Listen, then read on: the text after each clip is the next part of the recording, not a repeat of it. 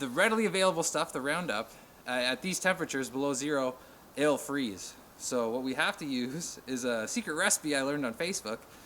You mix it half and half with windshield wiper fluid, which will keep it from freezing, and dilute it down to about 10%, which is still plenty strong enough to kill this buckthorn when we apply it to the stump.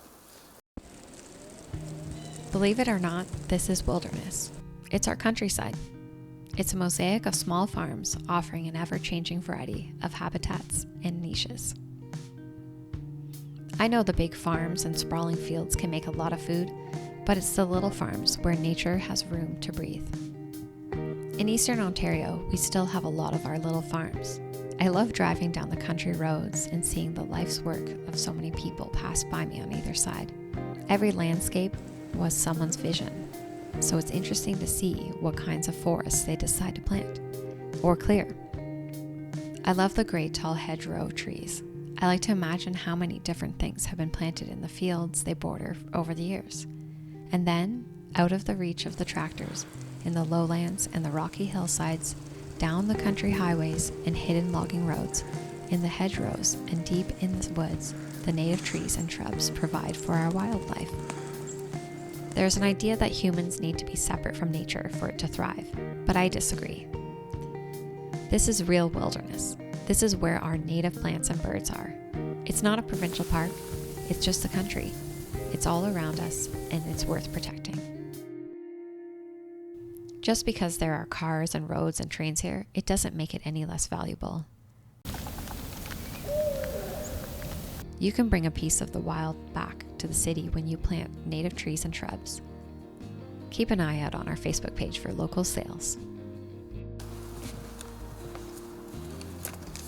All right, what we got here is some common buckthorn or European buckthorn. It's an aggressive invasive where I am in Eastern Ontario. It's a good time of year to spot these. Their leaves are slow to drop and they stay green, so you can see them from pretty far away in the snowy weather. A good way to identify them, if they don't have the little black berries on them, is that whereas a normal woody plant, their branch ends at a bud, these ones end at a thorn on every branch. These are an aggressive invasive. They take over habitat in our shrub layer around the edges of fields and in these little sunny pockets of the woods that normally would be used by our native species, which are struggling, like our American hazelnut. So we want to get rid of these, and that's what we're going to do today. And if we just cut them, they'll bounce right back and grow up next spring just as bad as ever. So you have to actually use some herbicide on them.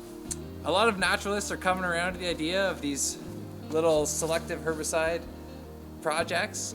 For this, I'm going to paint it on to the stump after I cut it. The herbicide that you use, or that's readily available, is Roundup. And at these temperatures, right now it's like -2, that Roundup will freeze and it won't be able to get absorbed into the cambium layer just on the inside of the tree's bark, that little green layer.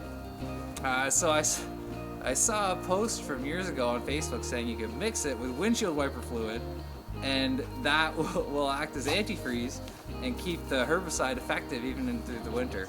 So I'm not saying to break the instructions that are on the package, but I went out and bought some biodegradable windshield wiper fluid and I don't see the harm, so let's give it a try. I think it's super encouraging that there's a community of small landholders and small farmers that are just out here doing the real work of getting rid of these nasty invasives and sharing their secrets. And I think it just goes to show that small farms and small landholders are a really underappreciated tool in our fight against all these various crises that we have attacking our countryside at the moment. Well, we'll put our intern down and we'll snip these back and paint them up.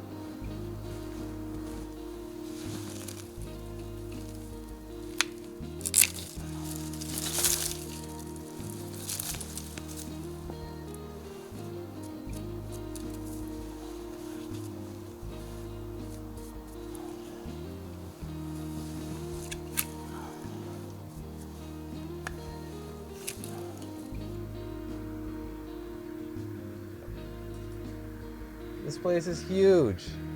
I don't even see a single bird. Hey, you should plant a hedgerow. Wild.